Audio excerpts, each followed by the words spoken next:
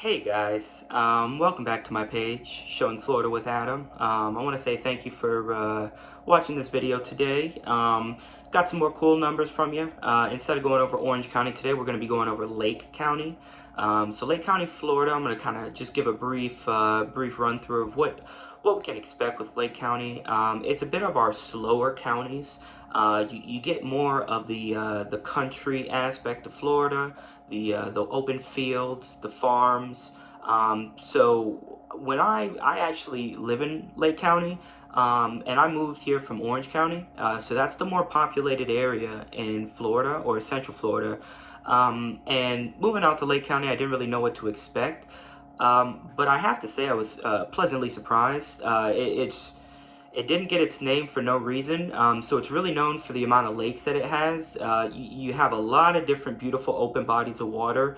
If you're somebody who enjoys the water, I'd say Lake County is a great place for you. You have the freshwater lakes, but you're still centrally located. So you're only about an hour and a half, 2 hours away from most beaches, and even Miami is less than 3 hours if you drive right. So it's a pretty great area to be able to take advantage of a lot of what Florida has to offer without necessarily having to live in those heavy metropolitan areas. So I definitely recommend Lake County to somebody who doesn't want to deal with the Orlando, the Orange County vibes, or the traffic, the amount of people, the population, but they still want to work there. They still want to be able to commute there pretty quickly. So in most places, and I would say about Claremont, you have your Leesburgs. So it can get a bit far out there, but if you pick the right place, you can usually stay within 20-30 minute drive into the heart of Orlando, really. And then, like I said, you're pretty centrally located to a lot of major locations. So it's definitely an area to check out if you're looking to move to Florida, if you're looking to move outside of a metropolitan area, but you still, like I said, want to have the advantages of what that metropolitan area has. Or if you just want to get in somewhere that's kind of fastly growing. Anytime I'm here, I always kind of reference back to a funny story, but when I was a kid, I would come up to Claremont a lot, and my grandparents actually lived here. They had an acre of land, and there was nothing. It was a lot of orange trees. It was a lot of just open land. And I came back here. I was living in Orange County, Orlando area for a while. And I came back here in the 2019, 2018 time frame, and I was just blown away by the amount of growth that had happened in that amount of time. And it's just continuing to grow. Not every area of Claremont is fully developed yet, so it's definitely an area to check out if you're looking to catch that place before it turns into Orlando. You want to get into somewhere that's not heavily populated. But definitely has the ability to become one of those major metropolitan areas, because you definitely get that with your Claremonts, with your Leesburgs, your Mount Doras. They're definitely central hubs. They have a lot of access to major highways, specifically being the Turnpike.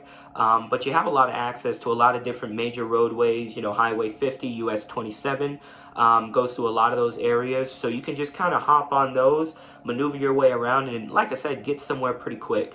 But today we're just going to go over the usual numbers. I got January of 2022, so this previous month, how we're starting off the new year. And we're just going to run through the standard things. We're going to do the new listings for the month, the new pendings, the closed sales, median sold prices, so the average sold price for homes in the Lake County area, active listings, average days on market, and the average sold to OLP ratio. So I always like to emphasize OLP is original list price.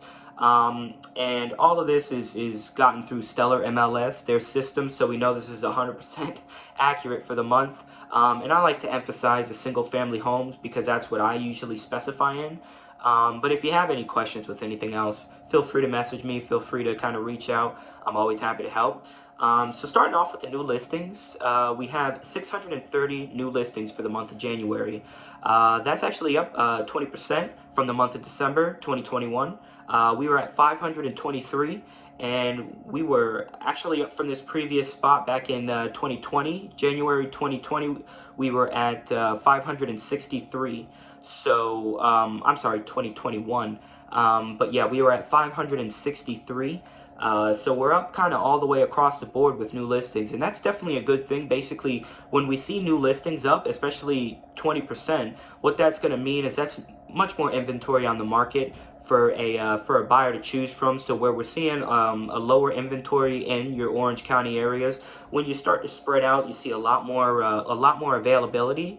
And a nicer price point, and we'll see that later. We'll speak about that a little later. As far as the amount of new pendings, we have 781. So that's actually up as well, up 19% from December 2021. We were at 655. And this time last year, January 2021, we're actually up as well, about 3%. We had 757. So when we see new listings, new pendings up, that's always a good sign. Like I said, that means there's more inventory in the market for us to kind of deal with. So definitely an upward trend of something we've kind of been seeing a downward trend of, which is definitely a nice thing to see. But when we get to closed sales, we're seeing 493. That's actually down. That's down from the month of December. So, and that's down 30%. So we were at 708 for the month of December. And we tend to see a kind of a drop off in the month of January.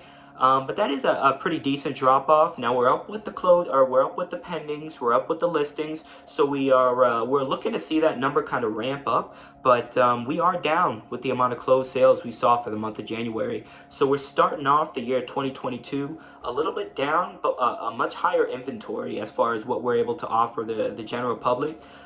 So things are definitely looking a little bit better for the real estate market. It looks like things are just going to continue to grow. And even with these numbers, I always try and tell my buyers, anytime you're looking, don't discount the new developments.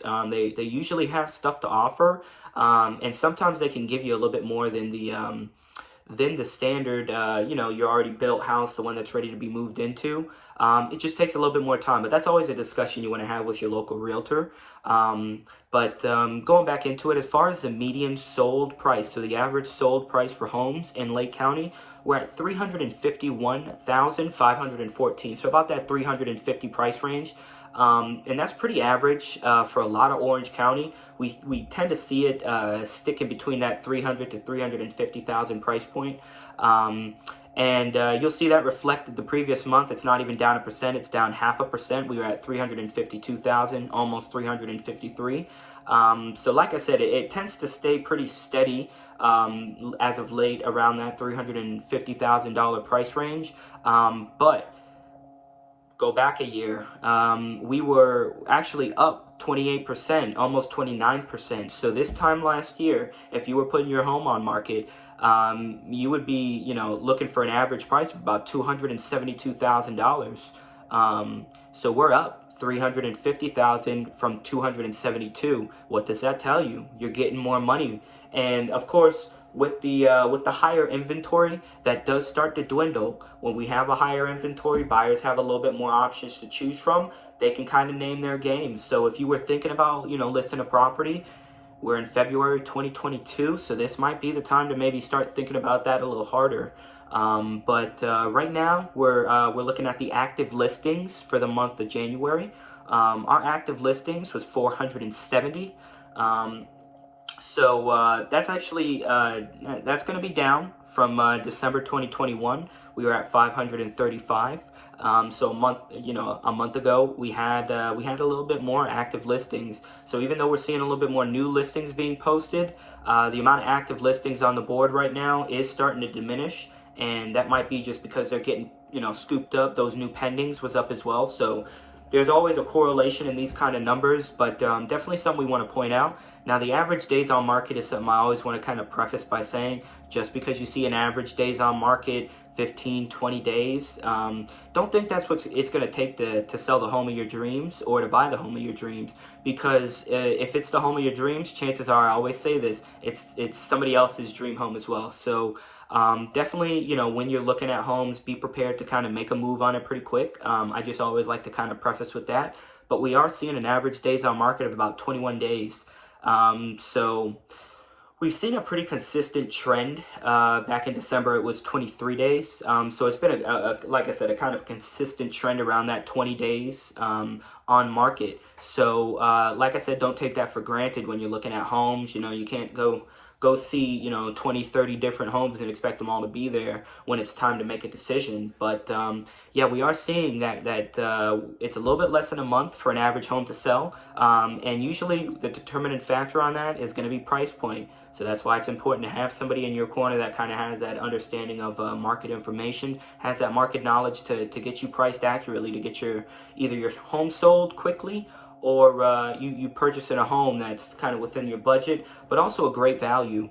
And so that also falls into the average sold to original list price ratio is 99%. And why it's not 100%? Well, it's what I was just speaking about. If your home isn't priced right, it doesn't matter what kind of market we're in, it's not going to sell. So even though right now we're in that seller's market where sellers really get to kind of name their own price, you can't get crazy with it, and you can't get, you don't want to get greedy. Even if you try and go an inch, we're seeing a lot of times you'll be afforded that inch. But when you start to get crazy, like I said, it's not 100% for a reason, because every now and then you do have that person that wants to kind of price it a little far out there, and we end up with an expired listing because nobody wants to take on that property. So definitely something to think about when you're discussing things with your realtor. Yeah, so those are the numbers for Lake County.